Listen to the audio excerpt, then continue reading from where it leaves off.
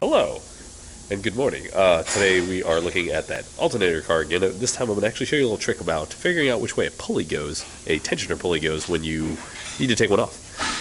So I got to take off this pulley, or I got to loosen up this pulley to figure out if this pulley's bad, other pulleys are bad, etc. So instead of just grabbing onto it with the bolt and start twisting, grab the belt, pull. You can see it move a little bit. So it just moves ever so slightly. You're like, all right, it goes that way.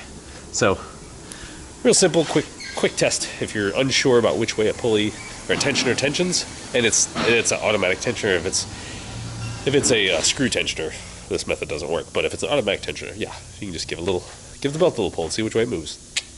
Got that done.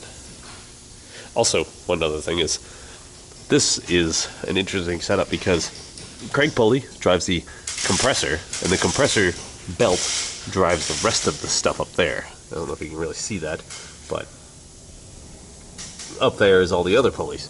So this is what we call an all-the-time, running all-the-time compressor, always-on compressor.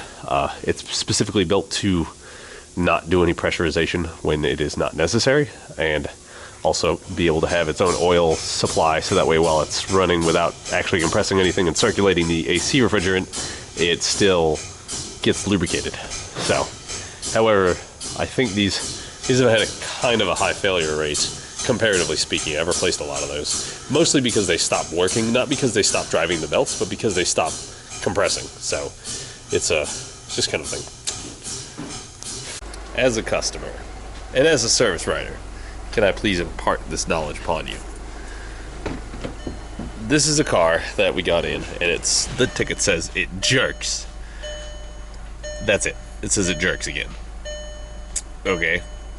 Well, to let you know what this car looks like, I will even get in here and shut the door, so that way you can appreciate how many lights are on the dash. Just take that in for a minute. ABS, traction control, brake light, tire pressure monitor light, parking light, doesn't work. One of the few lights that is not on is the airbag and the engine module, or ECM, the check engine light. There we go. So, yeah. I scanned it thus far, and it just says there's nothing in the engine control module, so it's not likely a misfire. It is losing signal to the ECU. It's got a ECU communications intermittent, so we'll look into that. Alright, so I had this jet in here for a oil leak, and I cleaned it off and cleaned it off and cleaned it off. Oh, go ahead.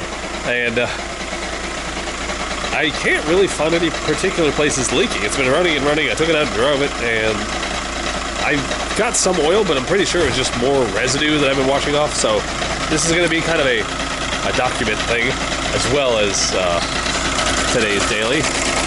Also, that noise, from what my boss said, is the clutch is adjusting. I'm not sure how much I want to research that more before I 100% confirm it. So if you guys have any information about that, leave in the comments. I'd love to hear from you about that. Yeah. So just all clean now.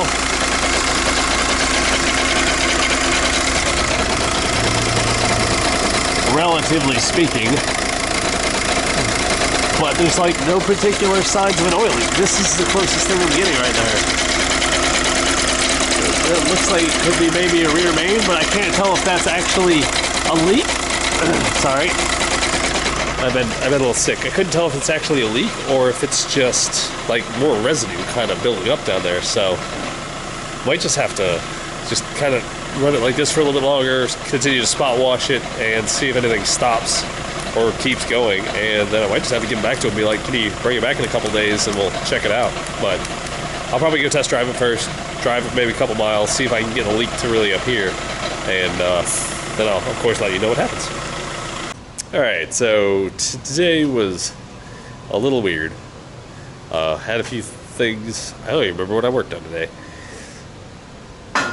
So yesterday was more weird. I uploaded a little discussion about toolboxes, and because last night I went to go see Rogue One again, and didn't have time to make another video last night before I had to go to bed, so I could be here and do something interesting while being awake. So tonight is probably going to be kind of a combination between those two. I'll take the interesting things of yesterday and also today, which I don't think was as many, and there's a lot of open-ended things today, and that was the kind of frustrating part.